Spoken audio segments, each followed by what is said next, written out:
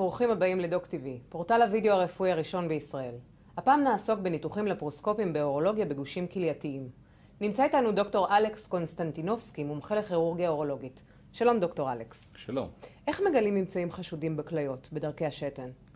לרוב אנחנו מקבלים פציינטים לאחר שהם עברו בירור ראשוני אצל רופא משפחה. מסיבות אותם או אחרות נעשה אולטרסאונד דרכי השתן או CT בטן, ואז אלה בדיקות שניתן לגלות את הממצאים. הפציינטים בעצם באים אלינו עם שאלה מה לעשות הלאה. מה עושים להשלמת הבירור?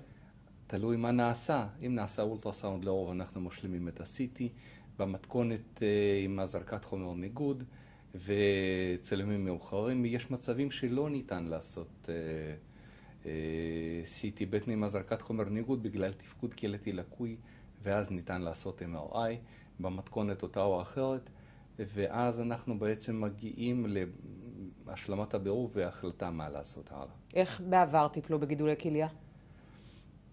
הרבה פעמים נעשו ניתוחים פתוחים, שזה בעצם ניתוח עם חתך גדול ודי כואב, ואז ההחלמה הייתה לא כל כך מהירה. לא פשוטה. מה זה ניתוח לפרוסקופי משמר כליה? עם ההתקדמות הרפואה וכירורגיה ואורולוגיה, אנחנו היום מסוגלים לעשות ניתוחים שהם ניתוחים קודם כל לפרוסקופיים, נעשים דרך החתכים הקטנים, ולשמור על הכליה ולהוציא רק את הגוש. בעבר הוצאו בעצם, או גישת הבחירה הייתה כריתת הכליה.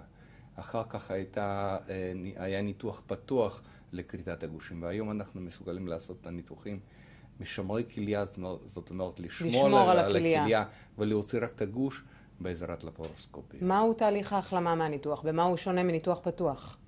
מכיוון שאנחנו משתמשים בכלים מאוד עדינים, אנחנו מכניסים מצלמה והכלים שלנו לתוך חלל הבטן, ובעזרת זה אנחנו מבצעים את אותו הניתוח הגדול שנעשה בעבר עם הפתיחה, ועכשיו אנחנו עושים אותו בגישה לפרוסקופית. אז גם ההחלמה עם החתכים הקטנים, החלמה מהירה.